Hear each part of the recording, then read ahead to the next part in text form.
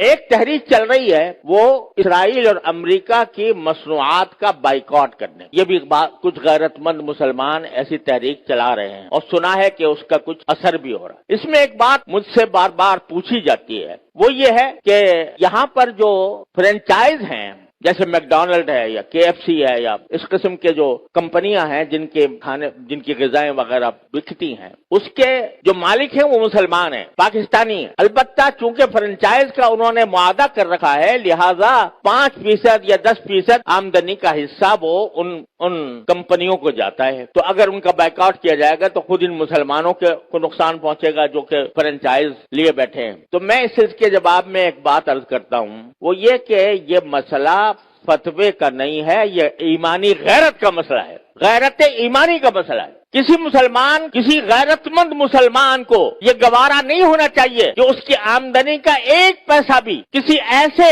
شخص کو پہنچے جو اسرائیل کو مدد دے رہا ہے۔ یہ انسان کی ایمانی غیرت کا تقاضا ہے۔ یہ کہنا کہ بھئی 5% جاتا ہے، اب 95% تو ہم کھاتے ہیں۔ ارے بھائی 95% آپ کھا چکے، بہت الحمدللہ، کافی آپ نے نفع بنا لیا۔ اب آپ یہ تو کر سکتے ہو کہ اس فرنچائز کو ختم کر کے اپنا کاروبار شروع کر دو۔ اگر اس کو ختم کر کے اپنا کاروبار شروع کرو گے تو ذرا تھوڑا سا پتہ تو چلے گا ان کو کہ یہ جو ہم دنیا بھر کے اندر ہم اپنی مصنوعات چلا رہے ہیں، دنیا بھر میں ہمارا سکہ چل رہا ہے، اس کا کچھ اثر تو ہوگا۔ یہ کہنا کہ 5% جا رہا ہے ان کو اور ہم نے 5% جا کے کیا اس میں کیا فرق پڑے گا؟ آپ ذرا یہ سوچو کہ اگر کوئی میری آمدنی کا 50% نہیں 1% کسی ایسے شخص کو پہنچ رہا ہو جو میرے باپ کے قتل کی سازش کر رہا ہے، گوارا کرو گے کہ میری آمدنی کا 1% ایسے شخص کو دیا جا رہا ہے جو میرے باپ کے قتل کی سازش کر رہا ہے یا میرے قتل کی سازش کر رہا ہے؟ تو یہاں اس کو 1% اور 2% اور 5% سے ناپو گے۔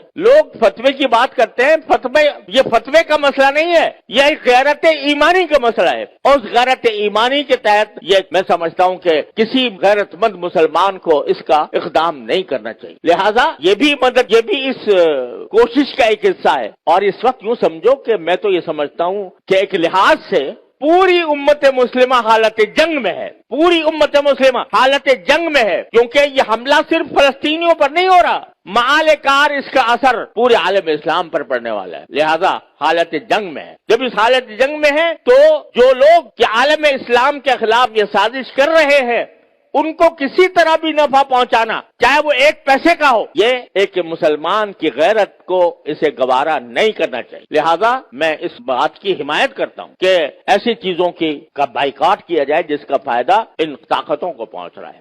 تو اپنی سی کوشش کرو، اللہ تعالیٰ سے دعا جاری رکھو، کوئی وقت خالی نہ جائے جس میں اللہ تعالیٰ سے نہ مانگا جا رہا ہو، اور پھر اللہ کے فیصلے پر راضی رہو۔ پھر جو اللہ کا فیصلہ ہے وہی برحق ہے، وہ ہماری خواہش کے مطابق ہو تو برحق ہے، ہماری خواہش کے خلاف ہو تو برحق ہے۔ تو بس یہ ہے پریشانی کا علاج۔ اللہ تبارک و تعالیٰ اپنے فضل و کرم سے ہم سب کو اس پر عمل کی توفیق عطا فرمائے۔ وآخر دعوانا الحمدللہ رب العالمین۔